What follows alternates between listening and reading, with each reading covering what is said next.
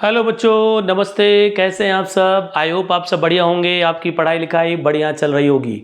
प्यारे बच्चों, आज इस वीडियो लेक्चर में हम लोग डिस्कस करेंगे पैसिव वॉइस का रूल नंबर 8, जो कि काफ़ी इंपॉर्टेंट है और कई बच्चे इस रूल में गलती कर देते हैं क्योंकि उन्हें कॉन्सेप्ट पता होता नहीं है।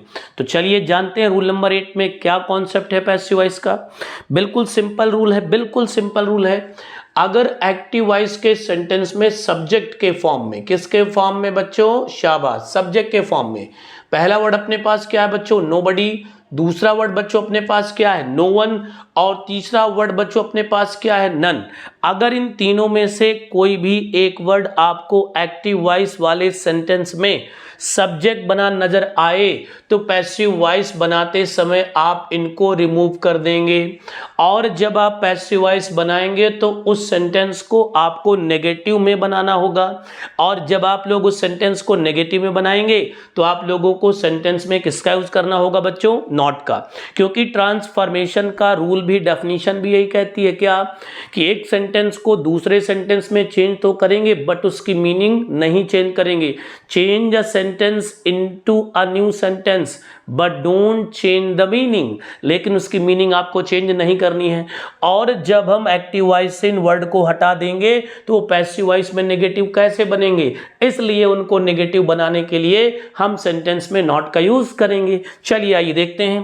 पहला एग्जांपल बच्चों यहां पर लिखा है nobody can solve this paper. ठीक है सर, नोबडी नजर आया, इसको रिमूव करेंगे और रेस्ट पार्ट का हम बनाएंगे बच्चों क्या? अपना passive voice. Sir main verb यहां पर क्या है? आपकी सॉल्व। इसी के ठीक बाद जो लिखा वो आपका क्या बन गया बच्चों? ऑब्जेक्ट।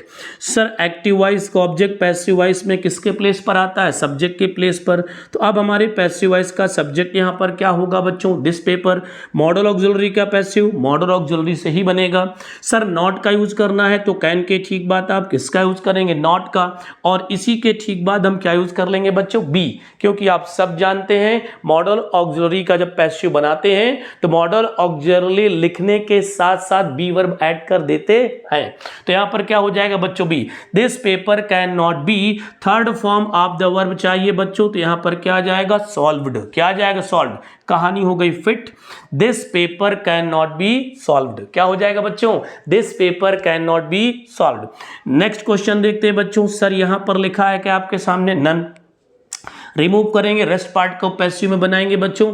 द स्टार्स यहां पर हमारे किस फॉर्म में? ऑब्जेक्ट। लेकिन जब ये कहां पर आएगा? एक्टिव वॉइस के सब्जेक्ट के प्लेस पर आएगा, पैसिव वॉइस के सब्जेक्ट के प्लेस पर आएगा, तो यही आपका बन जाएगा सब्जेक्ट। फिर से मॉडल ऑक्सिलरी मिली, कैन लगाते हैं बच्चों। यहां पर क्या लगाएंगे? नॉट। इसके ठीक बाद क्या लगा दिया? B.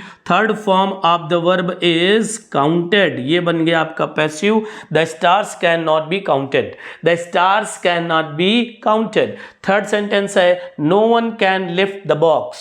No one can lift the box. इस सेंटेंस का आंसर आप खुद देंगे, कमेंट्स करके बताएंगे सेंटेंस का आंसर। तो आज की क्लास कैसी लगी जरूर बताएं। Tata, bye bye, take care, जय हिंद, जय भारत।